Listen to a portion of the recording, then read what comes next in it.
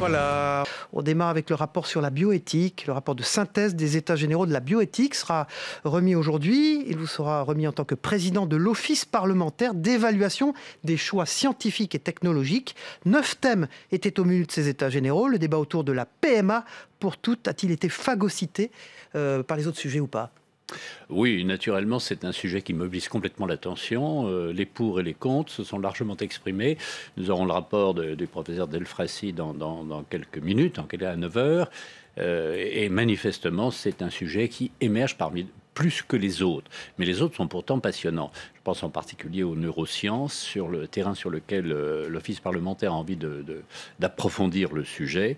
Neurosciences, apprentissage, intelligence artificielle, nous avons des pistes considérables. L'Office parlementaire ne porte pas de jugement éthique, ce n'est pas notre vocation. Notre vocation est de savoir si l'état de la science s'est singulièrement modifié depuis les lois bioéthiques de celle-ci de 2011. C'est votre avis ?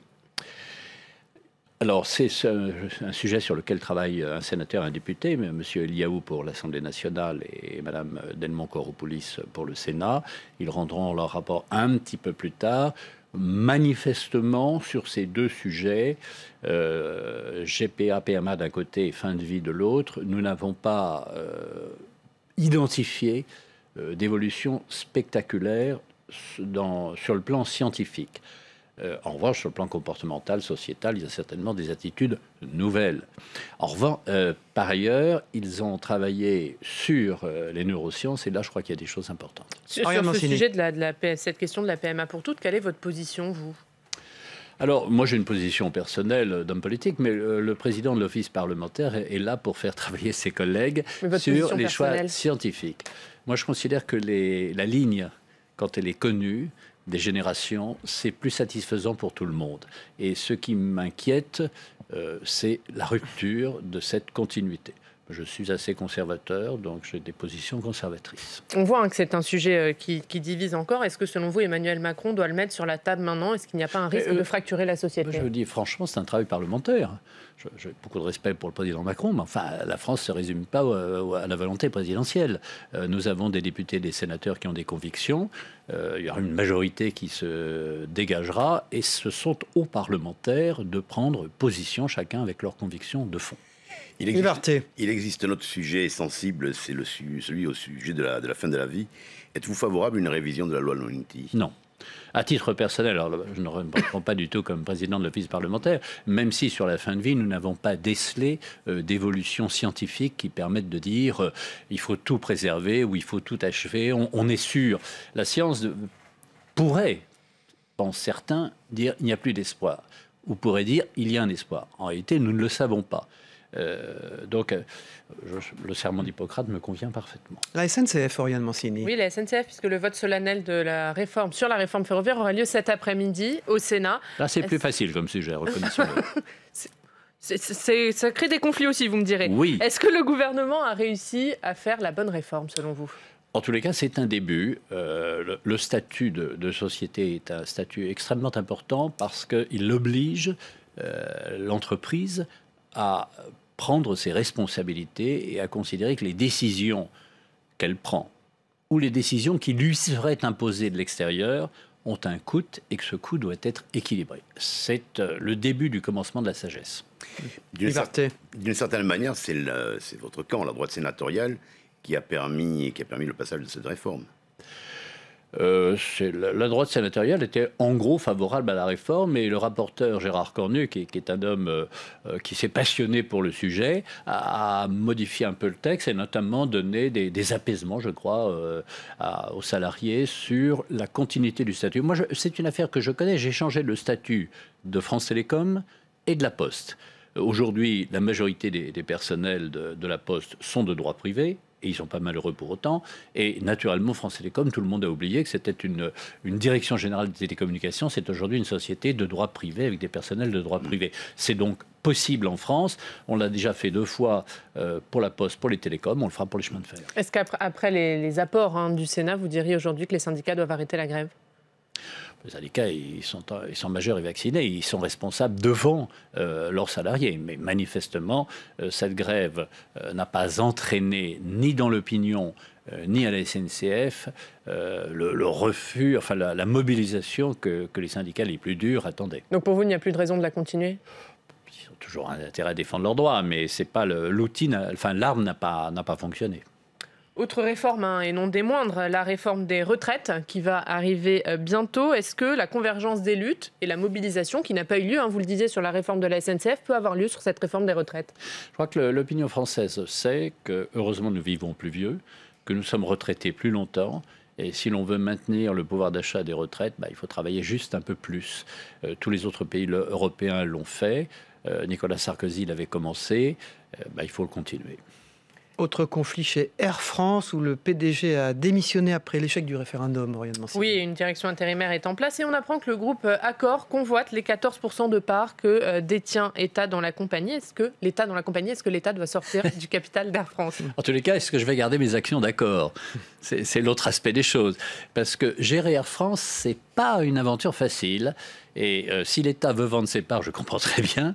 Si Accor veut les acheter, il faudra qu'Accor nous explique comment il dirigerait ou il peserait dans la direction d'Air France. Ce n'est pas une affaire facile. Mais pour vous, une sortie de l'État, ça ne me pose aucun problème. Ça ne vous pose pas de problème. Mais dans ce cas, pensez-vous que les salariés... Ça fait très longtemps qu'Air France n'est plus la compagnie d'État. C'est une compagnie où l'État est actionnaire. Mais c'est une compagnie autonome. Mais à ce propos, porte-drapeau quand même. Pensez-vous que les porte-drapeau salariés... de quoi ? Et Air France achète en général des Boeing et pas des Airbus. Mais porte-drapeau de quoi ? Les prix sur l'Afrique, qui est quand même une grande tradition française, les prix d'Air France sont plus élevés que celles de toutes les autres compagnies concurrentes. Oui, mais il y a une contradiction tout de même. Parce que est-ce que vous pensez que les salariés ont eu tort de penser que l'État viendrait toujours à leur secours dans ce cas ? Ah oui. L'État n'est plus capable de secourir les salariés du secteur exposés à la concurrence. À partir du moment où nous avons dans ce pays, il y a longtemps de ça, d'une façon constante, accepté la concurrence, il faut savoir que la poche de l'État n'est jamais profonde que de l'argent que les contribuables y mettent. Or, ils ont plus envie d'en mettre beaucoup. Et comme l'État est engagé dans des dépenses qui sont aujourd'hui pas très maîtrisées, le salarié n'est plus protégé par l'État.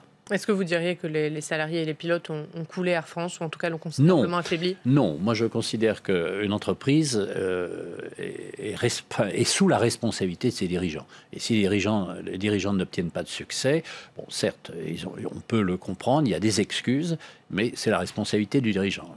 Comme je suis libéral, je suis aussi pour la responsabilité du dirigeant.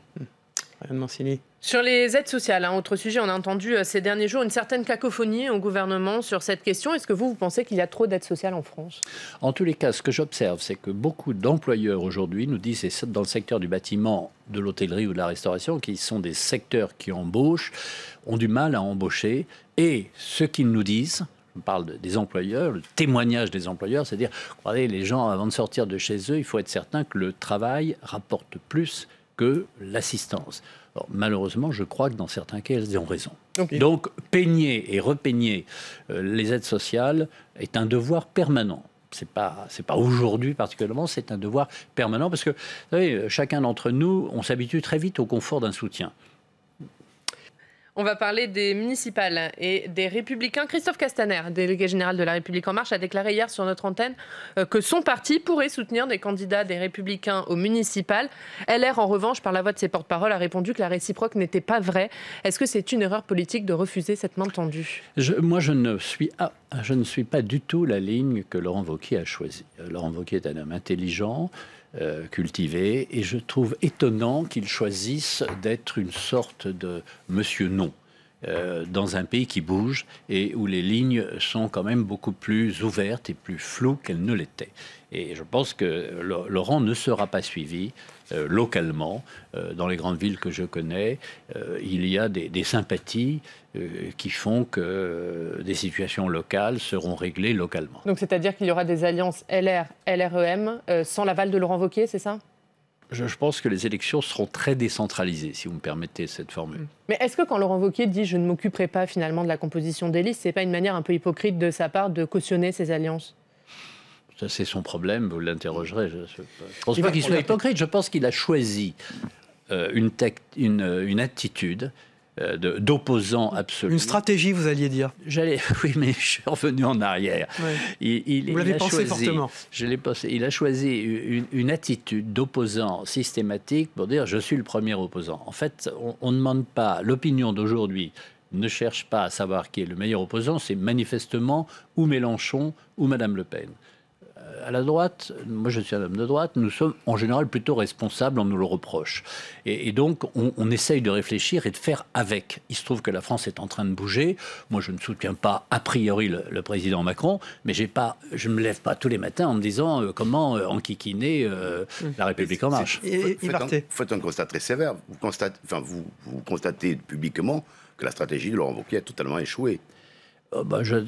Totalement, étant, à mon avis, ne s'impose pas, ne réussit pas. Voilà. Et surtout, vous nous dites que Laurent Wauquiez, finalement, est coupé des réalités de sa base, des réalités locales. En tous les cas, des élus locaux. Reproche la même chose à Emmanuel Macron. Des élus locaux qui exercent des responsabilités, sans doute.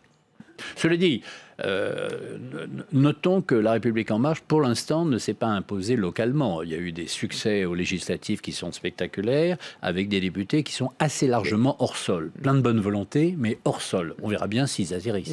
D'où l'importance de ces municipales. D'où l'importance de ces municipales qui sont celles de 2014, que la droite avait plutôt bien gagnées. Or, ces élus ont envie de garder leur position. Certes, mais vous ne pensez... Et ce seront à eux d'évaluer les bonnes coalitions locales. Mais vous ne pensez pas qu'il y a un énorme risque de fracture dans votre parti ? Le risque, vous avez tout à fait raison, il est permanent, mais la politique, c'est le conflit. Y compris à l'intérieur d'une formation politique. Ça n'a rien de choquant. Moi, j'ai toujours connu le conflit à l'intérieur d'une formation politique. Simplement, il faut un jour trancher le conflit. D'où l'importance de ces municipales et d'où l'importance des Républicains, peut-être, pour La République En Marche. Est-ce que vous ne craignez pas que votre parti serve de marchepied à La République En Marche Je pense exactement le contraire. Je pense que La République En Marche n'est pas présente dans les territoires parce que les positions d'Emmanuel Macron sont des positions qui sont parfois difficiles à comprendre et qui ne sont pas toujours grand public. Bon, moi qui suis libéral, je peux comprendre en économie un certain nombre d'avancées. Il y a d'autres sujets que je comprends moins bien.